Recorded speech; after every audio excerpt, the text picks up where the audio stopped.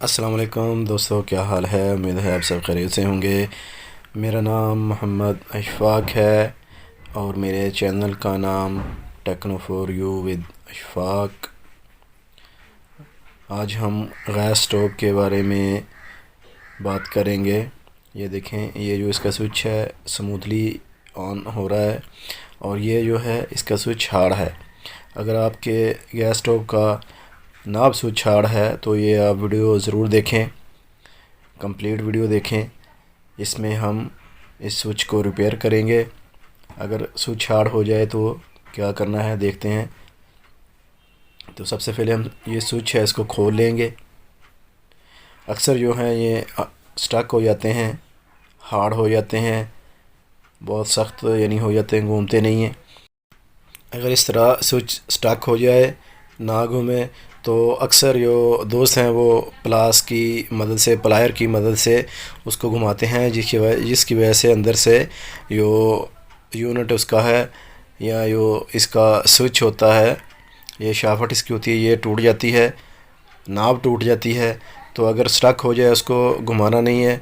अगर आप रिपेयर करना जानते हैं तो उसको खोल के रिपेयर कर लें, नहीं तो आप किसी इलेक्ट्रीशियन को दिखा के उसको रिपेयर कर सकते हैं, जो प्रोफेशनल हो। तो अभी देखें, ये जो इसका स्क्रू है ये खुल नहीं रहा था, तो हमने इसको थोड़ा ऊपर रख कर, स्क्रू ड्राइवर को ऊपर रख के इसको थोड़ा इसको चोट लगाएंगे तो ये खुल जाएगा। देखें इस तरह, पहले खुल नहीं रहा था, अब ये खुल गया है। अगर इस तरह अभी आपका जो नट बोल्ट है वो नहीं खुल रहा तो WD-40 एक रस्ट रिमूवर होता है, उसको अप्लाई करेंगे, लगाएंगे तो हमारे जो नट बोल्ट इस तरह स्टक होते, जाम होते हैं, वो भी खुल जाते हैं। तो जी ये यहाँ अंदर से स्प्रिंग एक होता है, इसको हमने खोलते वक्त देखना है कि कहीं गिर ना जाए। अक्सर ये गुम हो जाते हैं तो फिर जो हमारा है स्विच सही से काम नहीं करेगा। तो ये जट था जो स्टक हुआ था अंदर, जिसकी वजह से हमारा स्विच हार्ड था, घूम नहीं रहा था, ऑन नहीं हो रहा था। तो इसको हम अच्छी तरह साफ़ करेंगे, क्लीन करेंगे। उसके बाद हम ग्रीस या वैसलीन लगाकर इसको फिट करेंगे। आप ऑयल भी लगा सकते हैं, हल्का सा ऑयल इसको लगा के फिर भी फिट कर सकते हैं, लेकिन वैसलीन बेस्ट है। ग्रीस भी लगा सकते हैं।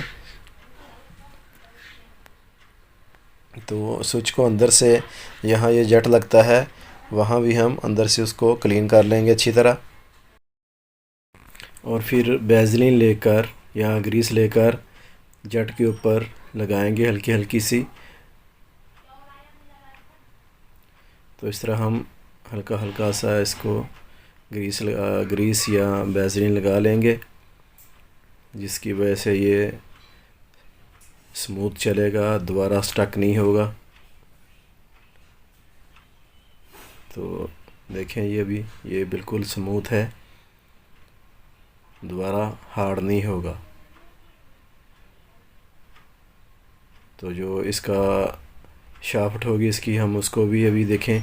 इस तरह हम जब खोलते हैं तो कोई ना कोई पार्ट हमारा जो नीचे गिर जाता है, तो आपने खोलते वक्त जहन में रखना है कि उसकी फ़िटिंग कैसे है, ताकि दोबारा हम उसको फ़िट कर सकें उसी तरह। ये देख लें, ये गिर गया था, ये इसका लॉक होता है, यहाँ पे जो इसकी शाफ्ट होती है इसका ये लॉक होता है। तो हम अब इसको भी हल्का सा ऑयल यहाँ लगाएंगे, ग्रीस भी लगा सकते हैं लेकिन ऑयल लगाएंगे। और ये भी फिर यानी यहाँ से स्टक नहीं होगा, यहाँ से भी ये शाफ्ट है ख़राब हो जाती है, यानी घिस जाती है चल कर। तो अभी देखें, इसकी जो ये अभी आपको नज़र आ रहा है, ये सीधा है, इसकी जो शाफ्ट अंदर से बिल्कुल सीधी है।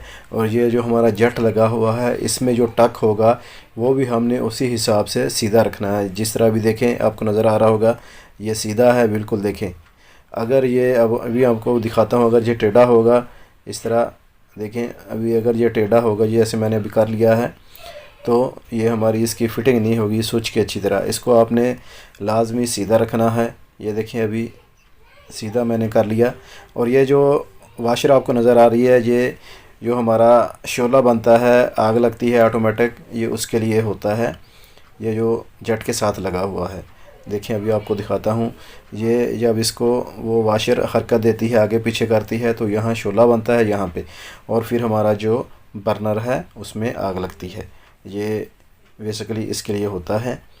तो इसकी अब फिटिंग करते हैं, आपको दिखाता हूँ फिर एक दफ़ा के यहाँ ये जो टक है, ये यहाँ पे इसको हरकत देता है और फिर शोला बनता है। ये जो हमारा इग्निटर होता है, यानी लाइटर होता है, ऑटोमेटिक लाइटर इग्निटर, वो काम करता है। तो अभी देखें इसकी फ़िटिंग करनी है। ये लीजिए, ये स्प्रिंग के बगैर ही फ़िटिंग कर रहे हैं हम।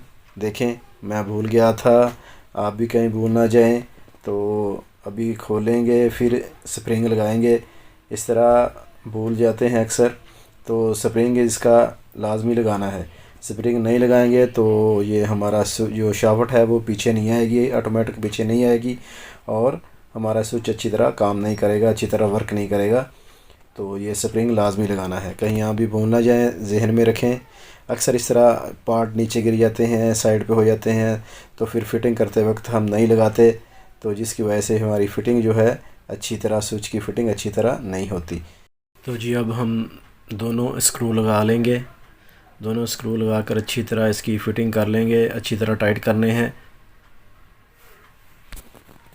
दोस्तों, मैंने आपको बताया था कि जो हमारा इग्निटर लाइटर होता है ऑटोमेटिक, जिससे शोला बनता है इस स्विच से, उसकी भी वीडियो मैंने अपलोड की हुई है। उस वीडियो का लिंक मैं इस वीडियो के डिस्क्रिप्शन में दे दूँगा, वो भी आप देख सकते हैं। तो दोस्तों, वीडियो अच्छी लगी हो, वीडियो को लाइक, चैनल को सब्सक्राइब और दोस्तों के साथ शेयर ज़रूर कर लें। तो देखिए अभी स्विच हमारा बिल्कुल स्मूथ ऑन ऑफ हो रहा है, चल रहा है।